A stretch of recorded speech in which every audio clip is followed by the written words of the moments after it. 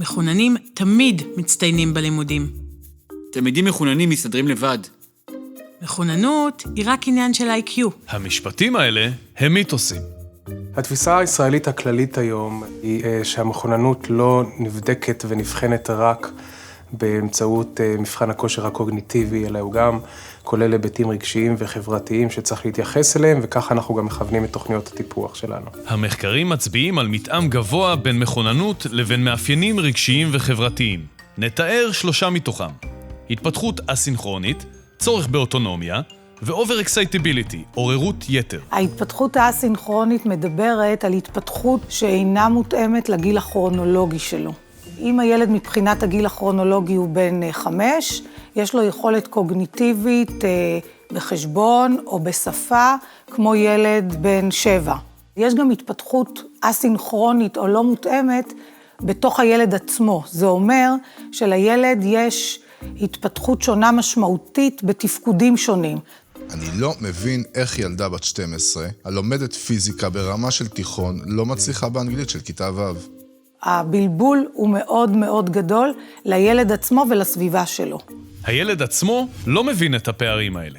גם הסביבה חובה פער גדול, כי יש ציפייה שילד עם יכולת קוגניטיבית גבוהה לגילו, יהיה גם בוגר לגילו. ואם נראה שהתנהגותו ילדותית, ייתכן שזו אסינכרוניות. ילד מחונן זקוק לאוטונומיה רחבה יותר מאשר רוב הילדים בגילו. קשה לו שאחרים מנהלים אותו, והוא צריך מרחב בחירה גדול. דובר באנשים, בילדים ואנשים מבוגרים, שלא נענים באותו אופן כמו האדם הממוצע לתכתיבים חברתיים. מה שעומד מאחורי זה זה לא רצון לפרוץ גבולות או לערער או לא לקבל אותם. הוא לא מוכן להתנהל על פי הנורמות שכולם מתנהלים בהם רק בגלל שכולם נוהגים כך. אני לא מבין למה אתה תמיד חייב להיות שונה. כשהילד המחונן מתעקש ללכת בדרך משלו, ייתכן שלא מדובר במרדנות, אלא בצורך שלו לאוטונומיות. תכונת ה-over excitability היא קשורה בתכונה מולדת של מערכת העצבים. זה אומר שמערכת העצבים של האנשים האלה חובה בעוצמה גדולה הרבה יותר מהממוצע, גירויים, ולכן גם מגיבה לגירויים בעוצמה הרבה יותר גבוהה מהממוצע. תכונת ה-over excitability עשויה לבוא לידי ביטוי בדרכים שונות. למשל, לילדים מחוננים יש רעב לגירוי אינטלקטואלי מתמיד. אם יש בעיה מעסיקה אותם, הם לא יוכלו להניח לה עד שיפתרו אותה. הם יוצרים הקשרים מפתיעים, מבצעים אנליזות וסינתזות. למה כל כך הרבה רעיונות?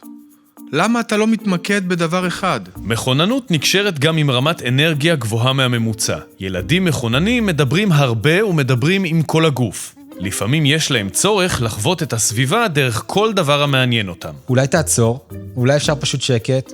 גם עוצמת החוויה הרגשית של ילדים מחוננים עשויה להיות גבוהה מאוד. הם חווים אהבה, שנאה והתפעלות, אבל גם עצב, כעס ותסכול. אתה לא מגזים קצת? כולה פרח. אם כך, המחוננות היא אוסף של מאפיינים. ומה עם הילד המחונן? ילד מחונן הוא ילד, הוא לא IQ, הוא ילד, הוא בן אדם. ומערכת החינוך צריכה להסתכל עליו ככזה. אז היא באמת הופכת למסגרת שתיתן את המענה שהילדים האלה צריכים. רק אם נוכל לראות את המחוננות על שלל מרכיביה הקוגניטיביים, הרגשיים והחברתיים, נדע לעזור למחונן למצות את יכולותיו ולהיות אדם שלם. פה אנחנו נמצאים כדי להגיד למערכת החינוך שזה לא רק הילד של האגף למחוננים, זה ילד של כלל המערכת, והוא נמצא ברוב שעות היום שלו, וברוב שנותיו במערכת הרגילה, והיא אחראית כמונו לתת לו את המענה הטוב ביותר. רוצים לדעת עוד? על המחוננות ומאפייניה ועל פדגוגיות המותאמות לתלמידים מחוננים, תוכלו לקרוא במאגר הידע מחוננת, gifted.cet.ac.il, ובאתר האגף למחוננים ולמצטיינים.